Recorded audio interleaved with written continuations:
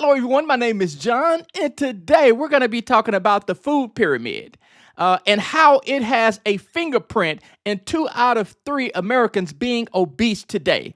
We're going to talk about where it came from, how it came to be, who all had their hands in it, and how is it something that we have adapted here in America.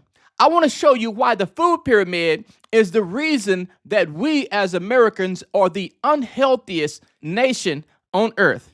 And it can all be traced right back to the food pyramid.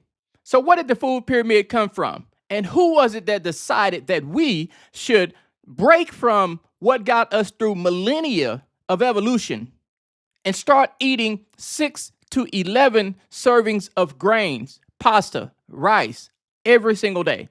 So to understand it, we're going to go back to the 50s. To a researcher named Ancel Keys. Now, Ancel was already a scientific celebrity. He was the one that came up with the K rations during the war. Now, Ancel was the type of individual, he was charismatic, he was well-connected, and very influential. And he became convinced that the culprit of dietary fat was saturated fat. So to prove it, he launched this study that spanned it across several countries, including the United States, Europe, Japan, and many other countries. And as a result of that study, the diet heart hypothesis was born. Because if you look at his results, starting at Japan, you see a line of all the countries going all the way up from Japan to the United States, with a few countries right outside the dots. So he is showing how his hypothesis proves that fat is the cause of heart disease. Now, what he did not show in this study is that there was actually 22 countries. So if you look at the 7 that he had, it actually shows a close line. It's pretty convincing. But if you add all the countries that he left out of it, it is scattered all over the place. So that destroys his theory. So he only added the 7 that shined a good light on his hypothesis. He just ignored the other 15 countries. Now, during this same time, there was a scientist named John Yuckin, and Yuckin was saying that no, sugar is the problem. This guy was a prophet because he was screaming at the top of his lung that no, sugar is the problem. But Yuckin wasn't as charismatic or well-connected as Ancel Keys. And Ancel Keys destroyed him. He literally took him down. I would strongly advise, if you haven't read John Yuckin's book, Pure, White, and Deadly, I would advise you to get that book and read it because it is eye-opening. This guy foresaw something that was coming down the pipe that everybody ignored. It is only right now today that we're starting to realize that we know for a fact that what he was talking about was true. The problem was sugar. But we ignored that, and we paid a big price for it in human suffering. But about this same time, and it is no doubt in my mind that the sugar industry was looking back at Ancel Keys' research and his theory and how well it was accepted. So what they did is the sugar industry, because it was promoting their product, this was right up their alley. They wanted to point the finger at fat so that Americans can eat more sugar. This was right up their alley. So what they did is they took that and they piggybacked off of it, and they paid Harvard scientists $50,000 blaming fat and not sugar for heart disease. And that's exactly what happened. And this Harvard research was published in the New England Journal of Medicine, and it influenced policy for decades.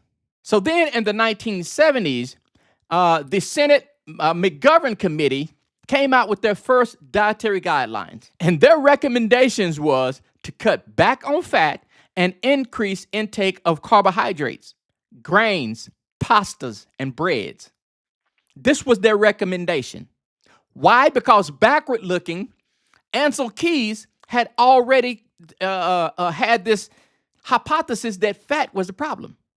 So his fingerprints are all over this recommendation. I remember as a kid growing up, I would see my mom taking the skin off the chicken.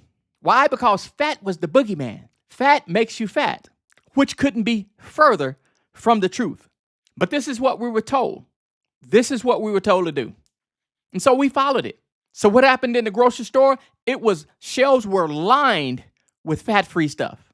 It was a boom. But what happens when you remove fat from a product? What happens when you remove fat? You add sugar because you have to make it palatable. Because without the fat, it tastes like cardboard. So we add sugar to replace it, to make it palatable so that they can sell more product. So what happened in 1992? In 1992, those guidelines turned into the food pyramid. This is what we adopted, was the food pyramid. And did we get healthier? Absolutely not. So let's look at the data. In 1980, America had a 15% obesity rate. In 92, we had a 23% obesity rate.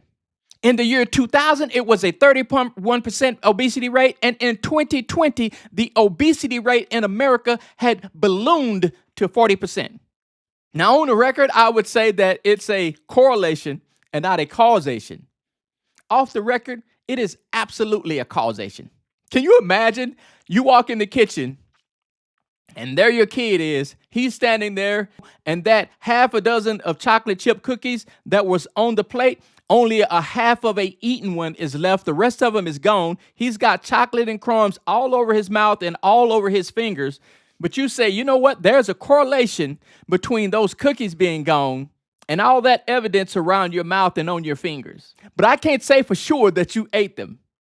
The obesity epidemic exploded right at the time that this dietary guidelines and this pyramid was released to Americans and became the standard. But there's no causation. In 1980, there were 5.5 million Americans with diabetes. In 2020, there was 34 million Americans with diabetes, a 6-time increase in 40 years. Despite those numbers, we are still being told to eat a high-carb diet. And I know that's what we're being told because I'm a certified nutrition educator through the University of Utah Extension Program. So I know that we're still being taught the same thing. We just changed the name of it and called it My Plate instead of the pyramid. Same thing. High carbs, low fat. Did you know that in the early 1900s, a doctor could go through a 40-year career and never see a diabetic patient? That wouldn't be unusual. What would be unusual in this day and age is to see a doctor that never had a patient he didn't have to treat for diabetes. It just doesn't exist. It's a big, big problem. And all you have to do is walk into the grocery store to see it. Snackwell cookies, low-fat yogurt, fat-free dressings, all loaded with sugar. The very thing that causes insulin spike, that leads to insulin resistance, that leads to type 2 diabetes. All of it high in sugar. Did you know that a fat-free yogurt has just as much sugar as a regular yogurt? I'm going to show you in a later video. I'm going to show you how things that are said to be sugar-free can be 90% sugar, but can still be called sugar-free. I'm going to show you how that works. Now, let's talk about this villain that we call fat. If you look at the glycemic index, and the glycemic index is used to determine how fast a food item will spike your insulin levels. Now, originally, this thing was done or created for diabetics. It was created for diabetic research. So during that research, the researchers wanted to know how fast a food item will spike insulin. Why? Because insulin leads to diabetic, as we've already established. So the lower something is on the glycemic index, the lower the chance of it spiking insulin.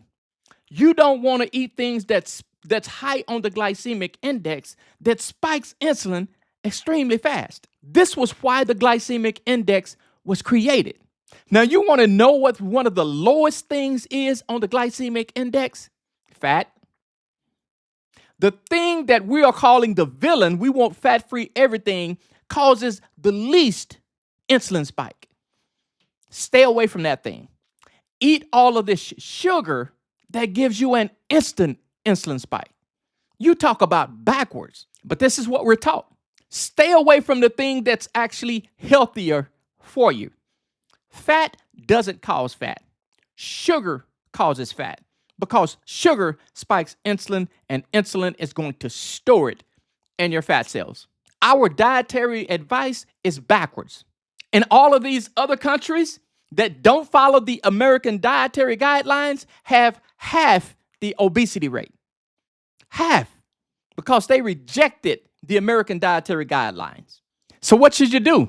You should take this pyramid and turn it upside down. Because the way it sits, it's a tombstone.